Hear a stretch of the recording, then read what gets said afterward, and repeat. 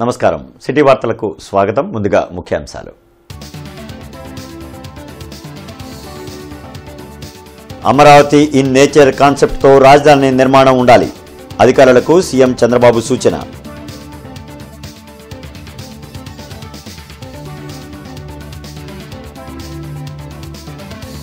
ఏపీకి పెట్టుబడులు రాకుండా జగన్ ఇంకా కుట్రలు చేస్తున్నారు. సింగపూర్ టూర్ గ్రాండ్ సక్సెస్ అన్న మంత్రి లోకేష్.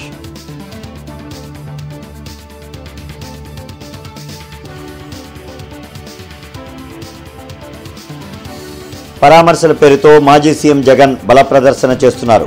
మండిపడ్డ హోంమంత్రి అనిత.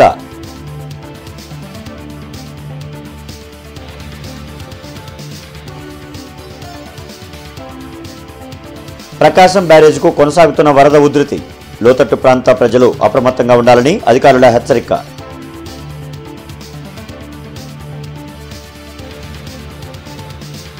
ఇంటర్నెట్ చరిత్రలో సంచలనం సిటీ బ్రాడ్బ్యాండ్. ఇప్పుడు ఇంటింటికి ఇంటర్నెట్, సిటీ నుంచి గ్రామం వరకు అదే స్పీడ్. మీరు ఈ రోజే సిటీ బ్రాడ్బ్యాండ్ కుటుంబంలో చేరండి. రాజధాని Amaravati beautification green blue master plan పై ముఖ్యమంత్రి చంద్రబాబు సమీక్షించారు. వెలగపూడి సచివాలయంలో నిర్వహించిన ఈ సమీక్షకు పురపాలక శాఖ ముఖ్య కార్యదర్శి సురేష్ కుమార్, ఏడీసీ సీఎండీ పార్థసారథి, ఇతర ఉన్నతాధికారులు హాజరయ్యారు. అమరావతిలో అంతర్జాతీయ స్థాయి ప్రమాణాలతో పార్కులు, హరిత ప్రాంతాలు ఉండేలా చర్యలు తీసుకోవాలని అధికారులను సీఎం ఆదేశించారు. ఔషధ మొక్కలను నాటడంతో పాటు గ్రీన్ బెల్ట్ ప్రాంతంలో దేశీయ వృక్ష జాతులు ఉండేలా చూడాలని స్పష్టం చేశారు. రివర్ ఫ్రంట్ కూడా సుందరంగా కనిపించేలా శ్రద్ధ పెట్టాలని చంద్రబాబు పేర్కొన్నారు. సింగపూర్ పర్యటన విజయవంతమైందని, 5 ఏళ్లలో 45,000 కోట్ల పెట్టుబడులకు ఒప్పందాలు కుదిరాయని మంత్రి నారా లోకేష్ తెలిపారు. తాము ఎంఓయూలు చేయడం లేదని, నేరుగా కార్యరూపంలోకి తెస్తున్నామని చెప్పారు. ఉండవల్లిలోని క్యాంప్ కార్యాలయంలో మంత్రి నారా లోకేష్ మీడియాతో మాట్లాడారు. సింగపూర్ పర్యటన విజయవంతమైందన్న ఆయన దేశంలోనే అతిపెద్ద స్టీల్ ప్లాంట్, డేటా సెంటర్లు ఏపీలో ఏర్పాటు కాబోతున్నాయని వెల్లడించారు. రాష్ట్రానికి పెట్టుబడులు రాకుండా సింగపూర్ అధికారులకు ఈమెయిల్ పంపించారని, మురళీకృష్ణ అనే వ్యక్తికి వైసీపీతో సంబంధాలు ఉన్నాయని తెలిపారు. రాష్ట్రాభివృద్ధి కోసం పలు రాష్ట్రాల్లో పార్టీలు కలిసికట్టుగా పనిచేస్తుంటే ఇక్కడ మాత్రం చెడగొట్టేందుకు కుట్రలు చేయడం దురదృష్టకరమని లోకేష్ అన్నారు. మేమందరం అహర్నిశలు కష్టపడుతున్నాం. గౌరవ ముఖ్యమంత్రి గారు అయితే సింగపూర్లో 8 ఆయన మీటింగ్లు మొదలు పెడితే రాత్రి 11:30 వరకు మీటింగ్లు నిర్వహిస్తున్నారు. అంటే ఆంధ్ర రాష్ట్రానికి పెట్టుబడులు తీసుకురావాలి, యువతకి ఉద్యోగాలు ఉపాధి తీసుకురావాలని ఆయన అహర్నిశలు కష్టపడుతున్నారు. ఆయన అంత కష్టపడుతుంటే మేము కనీసం ఇంకో గంట ఎక్కువ కష్టపడాలని మేమందరం పరిగెడుతున్నాం. ఇదంతా జరుగుతున్న సమయంలో ఒక వ్యక్తి, మురళీకృష్ణ అని ఒక వ్యక్తి, సింగపూర్ ప్రభుత్వానికి ఈమెయిల్ పంపించాడు. అక్కడున్న మంత్రులందరికీ, అధికారులందరికీ, సింగపూర్ హై కమిషనర్తో సహా ఆ వ్యక్తి ఈమెయిల్ పంపించాడు. ఆంధ్ర రాష్ట్రంలో అన్స్టేబుల్ గవర్నమెంట్ ఉంది, రేపో మాపో ప్రభుత్వం మారిపోతుంది, మీరు ఆంధ్ర రాష్ట్రంతో ఒప్పందాలు చేసుకోదు అని క్లియర్గా అతను చెప్పారు. మేము అందరం ఆశ్చర్యపోయాం. మరి ఇంత కష్టపడుతున్నాం, పెట్టుబడులు తీసుకొద్దామని మేము ప్రయత్నిస్తాం, ఎవర్రబ్బాయి ఈ వ్యక్తి అని మేము చెక్ చేస్తే ఏకంగా ఆ వ్యక్తి పెద్దిరెడ్డి రామచంద్రారెడ్డి కంపెనీ పిఎల్ఆర్ కన్స్ట్రక్షన్స్లో పనిచేస్తున్న వాళ్ళతో అనేకసార్లు మాట్లాడారు. వైకాపాకి చెందిన మాజీ ఎమ్మెల్యేలతో కూడా అతను మాట్లాడారు. అంటే వాళ్ళు ఒక వ్యక్తిని ప్రోత్సహించి అతని చేత ఒక ఈమెయిల్ పెట్టిస్తే ఇవన్నీ ఆగిపోతాయి, అభివృద్ధి జరగదు, అప్పుడు తిప్పి మమ్మల్ని తిట్టచ్చు, అభివృద్ధి జరగలేదని ప్రయత్నం చేస్తున్నాడు Jagan Reddy. This is criminalization of politics. ఒక మహిళ వ్యక్తిత్వం గురించి నీచంగా మాట్లాడిన వ్యక్తిని మాజీ సీఎం జగన్ పరామర్శించడానికి వెళ్లడం జుగుప్సాకరంగా ఉందని హోంమంత్రి అనిత వ్యాఖ్యానించారు. వెలగపూడి సచివాలయంలో హోంమంత్రి అనిత మీడియాతో మాట్లాడారు. ఎవరిని జగన్ వెళ్లి పరామర్శలు చేస్తున్నారో ప్రజలు గమనించాలని సూచించారు. మాజీ సీఎం జగన్ చేస్తున్నది పరామర్శలా లేక బల ప్రదర్శన అనేది స్పష్టంగా చెప్పాలని కోరారు. పోలీసులను కించపరిచేలా జగన్ వ్యాఖ్యలు చేయడం కరెక్ట్ కాదని అనిత అన్నారు. మా పట్టాభి గారు ఒక మాట మాట్లాడితే ఏదో మీకు కోపం వచ్చింది, మీ కార్యకర్తలకి బీపీలు వచ్చినాయి అని చెప్పి సాక్షాత్తు మా తాలూకా పార్టీ ఆఫీసుల మీద దాడి చేసే పరిస్థితి మీరందరికీ తెలుసు. ఆ రోజు కేసులు పెడితే కనీసం కేసులు తీసుకోవడానికి కూడా ఒక పోలీసు కూడా ముందుకు రాలే. ఈరోజు మా పరిస్థితి అది కాదు. ఈరోజు ప్రసన్న కుమార్ రెడ్డి గారి ఇంటి మీదకి దాడి చేసిన వాళ్ళందరి మీద కూడా కేసులు పెట్టాం. వాళ్ళు ఎవరెవరి మీద అయితే కేసులు పెట్టారో వాళ్ళందరి మీద కూడా మేము కేసులు పెట్టాం. ఈరోజు వాళ్ళందరికీ నోటీసులు ఇష్యూ చేశాం. వాళ్ళందరూ కూడా ఎంక్వైరీకి వస్తున్నారు. అంటే ఈరోజు ప్రజాస్వామ్యబద్ధంగా ఎవరికైనా అన్యాయం జరిగినా పూర్వాపరాలు ఎలా ఉన్నా కూడా ప్రాథమిక విచారణ నిమిత్తం కేసులు పెట్టే బాధ్యత కూడా మేము తీసుకుంటున్నాం. ఎగువన కురుస్తున్న వర్షాలతో కృష్ణానదికి వరద ప్రవాహం కొనసాగుతోంది. నాగార్జున సాగర్ డ్యాం గేట్లు ఎత్తి దిగువకు నీటిని విడుదల చేస్తూ ఉండడంతో పులిచింతల ప్రాజెక్ట్ ప్రకాశం బ్యారేజ్లకు వరద నీరు పెద్ద ఎత్తున వచ్చి చేరుతోంది. దీంతో ప్రకాశం బ్యారేజ్ గేట్లు ఎత్తి దిగువకు నీటిని అధికారులు విడుదల చేస్తున్నారు. లోతట్టు ప్రాంత ప్రజలు అప్రమత్తంగా ఉండాలని, నదిలో చేపల వేటకు వెళ్లవద్దని హెచ్చరించారు. వరద ప్రవాహాన్ని ఎప్పటికప్పుడు అధికారులు అంచనా వేస్తూ తగు చర్యలు చేపడుతున్నారు. గత ప్రభుత్వం తూర్పు నియోజకవర్గాన్ని అధోగతి పాలు చేసిందని ఎమ్మెల్యే నసీర్ అహ్మద్ ధ్వజమెత్తారు. సుపరిపాలనలో తొలి అడుగు కార్యక్రమంలో భాగంగా 11వ డివిజన్లోని ఆనందపేటలో ఎమ్మెల్యే నసీర్ అహ్మద్ పర్యటించారు. ప్రతి ఇంటికి వెళ్లి కూటమి పాలనలో అమలవుతున్న సంక్షేమ పథకాలు వివరించి వారి సమస్యలను అడిగి తెలుసుకున్నారు. ఈ సందర్భంగా ఎమ్మెల్యే మాట్లాడుతూ 11వ డివిజన్లో శానిటేషన్, రేషన్ కార్డుల సమస్యలు మా దృష్టికి వచ్చాయని తెలిపారు. ప్రజలందరికీ అవసరమైన అన్ని మౌలిక వస్తువులు కల్పించేందుకు కూటమి ప్రభుత్వం కృషి చేస్తుందని చెప్పారు. ఈ కార్యక్రమంలో డివిజన్ అధ్యక్షుడు ఉస్మాన్, మజర్, జమీర్, ముజీబ్, మల్లిక తదితరులు పాల్గొన్నారు. సుపరిపాలనలో తొలి అడుగుల కార్యక్రమంలో భాగంగా ఈరోజు ఆనందపేట ప్రాంతంలో పర్యటించడం జరుగుతూ ఉంది. ముఖ్యంగా పేద ప్రజలు నివసించేటువంటి ఈ ప్రాంతంలో అనేక రకాల సమస్యలు ఉన్నాయి.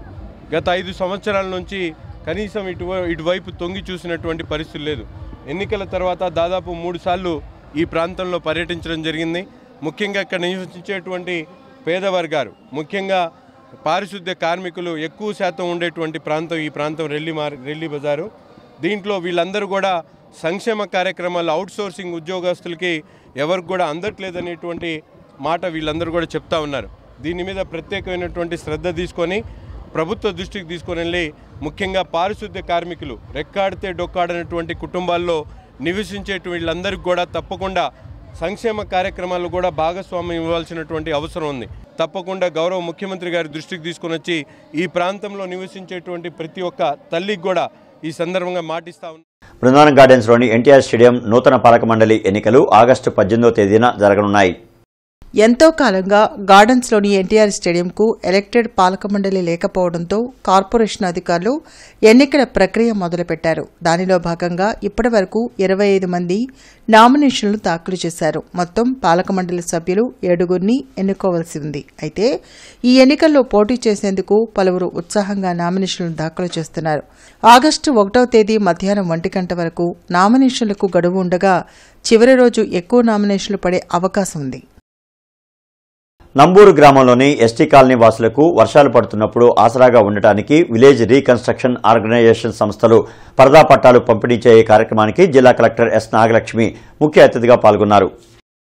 నంబూరు ఎస్టీ కాలనీ వాసులు ఇళ్ల స్థలాలు లేక పడుతున్న బాధలు, కనీస అవసరాలు తీర్చుకునే అవకాశాలు లేవని, వర్షం పడినప్పుడు ఇళ్లల్లోకి నీరు చేరి పడుతున్న బాధలు కలెక్టర్ దృష్టికి తీసుకెళ్లగా సమస్యలు స్వయంగా తెలుసుకోవడానికి కలెక్టర్ నంబూరు కాలనీలో పర్యటించారు. అనంతరం జరిగిన సభలో కలెక్టర్ మాట్లాడుతూ కాలనీల్లో పరిస్థితులు పరిశీలించడం జరిగిందని, ముందుగా ప్రభుత్వం ఏమైనా పథకాలు అమలు చేయాలంటే ఆధార్, రేషన్ కార్డులు కావాలని, వాటిని ముందుగా ఇప్పిస్తానని, తదుపరి ప్రభుత్వ పింఛన్లు, తల్లికి వందనం, ఆరోగ్య సేవలు నమోదు అవటానికి అవకాశం కల్పిస్తానన్నారు.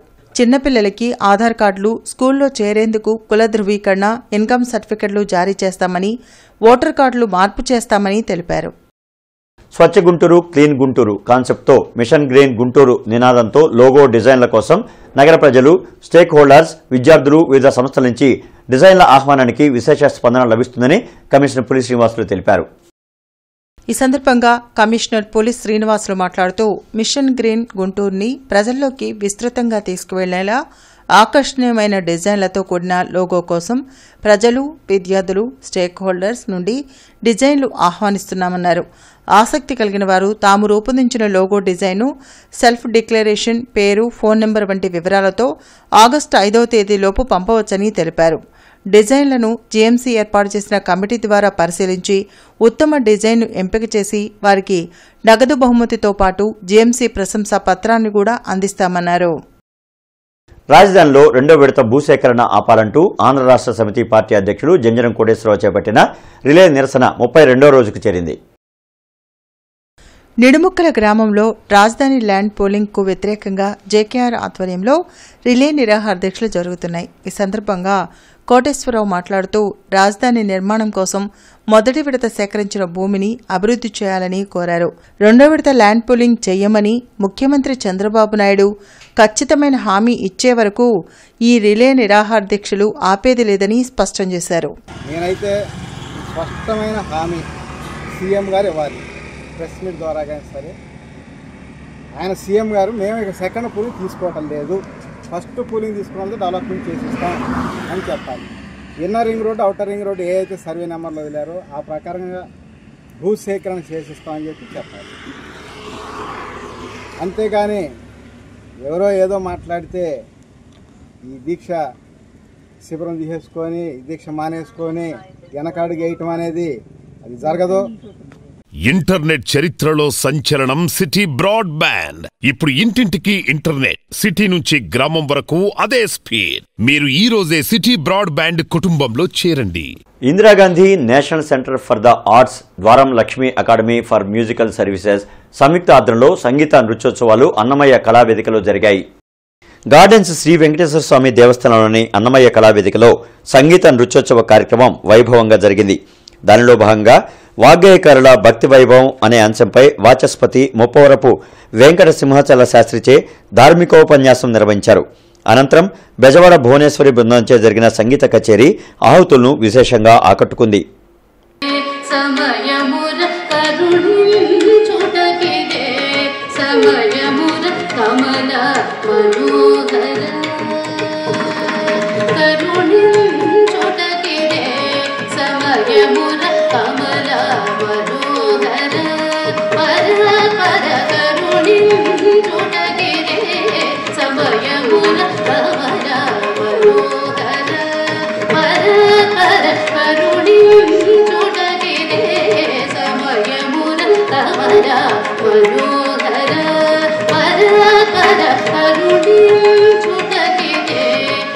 గుంటూరులో ప్రతిరోజు కళకు సంబంధించిన అది సంగీతం కావచ్చు, నృత్యం కావచ్చు, ఆధ్యాత్మిక ఉపన్యాసాలు కావచ్చు, నాటకాలు కావచ్చు, సినీ సంగీతం కూడా కావచ్చు, ఏదైనా కావచ్చు, కళకి సంబంధించిన కార్యక్రమాలు ప్రతిరోజు బృందావన్ గార్డెన్స్ వెంకటేశ్వర స్వామి వారి అన్నమయ్య వేదిక మీద ప్రతిరోజు జరుగుతాయి.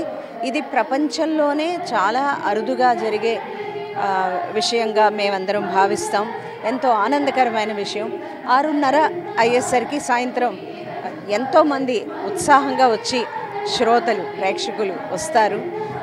కళాకారులకి ఎంతో ఆనందకరంగా ఉండే ఒక వేదిక ఇది. ఇటువంటి అవకాశాన్ని ఇచ్చినందుకు దేవాలయం వారికి, గుంటూరు మొత్తం ప్రజలందరికీ కూడా కళా ప్రోత్సాహకులకి నమస్కారాలు తెలియజేసుకుంటున్నాం.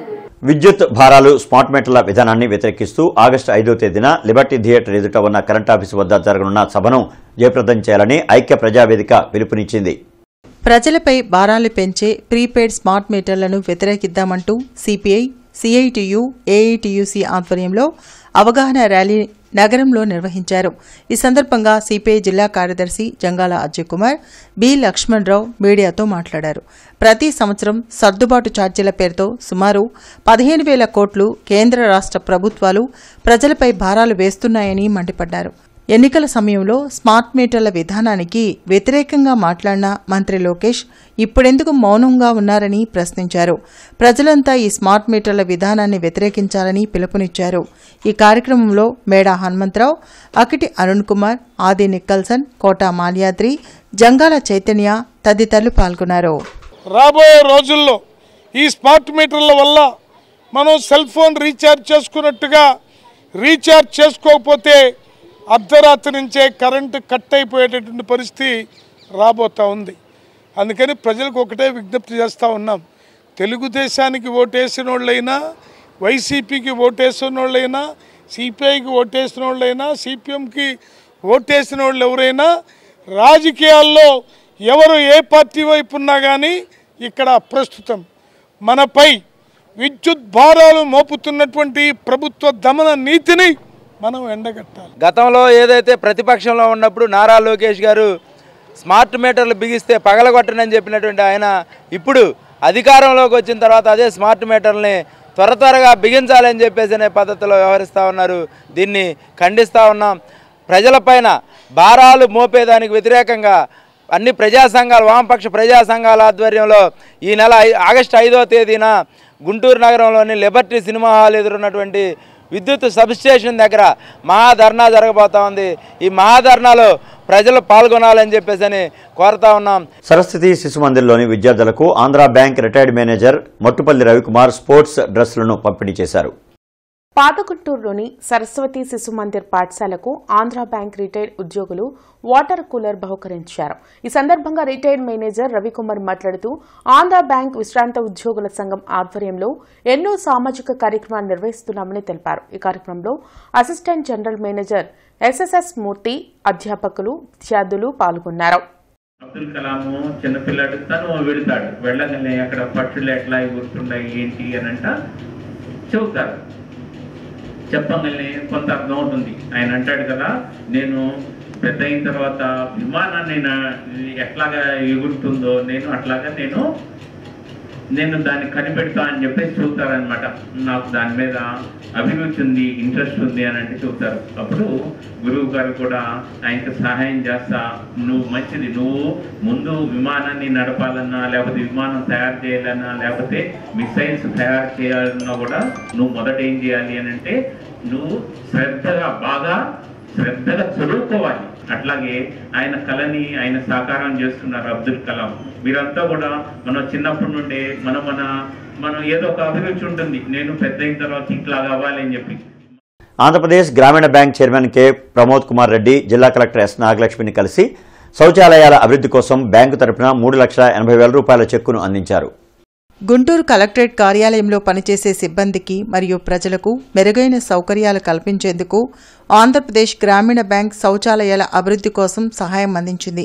ఈ సదుపాయం దాదాపు 450 మంది ఉద్యోగులు మరియు 150 మంది ప్రజలు ఉపయోగించుకోగలరని తెలిపారు. వార్తలు ముగించే ముందు ముఖ్యాంశాలు మరొకసారి. అమరావతి ఇన్ నేచర్ కాన్సెప్ట్తో రాజధాని నిర్మాణం ఉండాలి. అధికారులకు సీఎం చంద్రబాబు సూచన.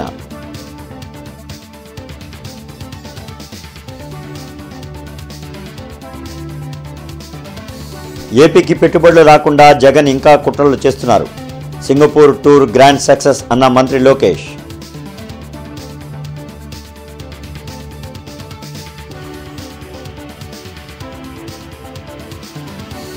పరామర్శల పేరుతో మాజీ సీఎం జగన్ బల ప్రదర్శన చేస్తున్నారు. మండిపడ్డ హోంమంత్రి అనిత.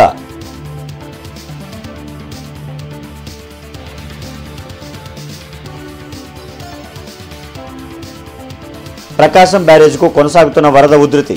లోతట్టు ప్రాంత ప్రజలు అప్రమత్తంగా ఉండాలని అధికారుల హెచ్చరిక.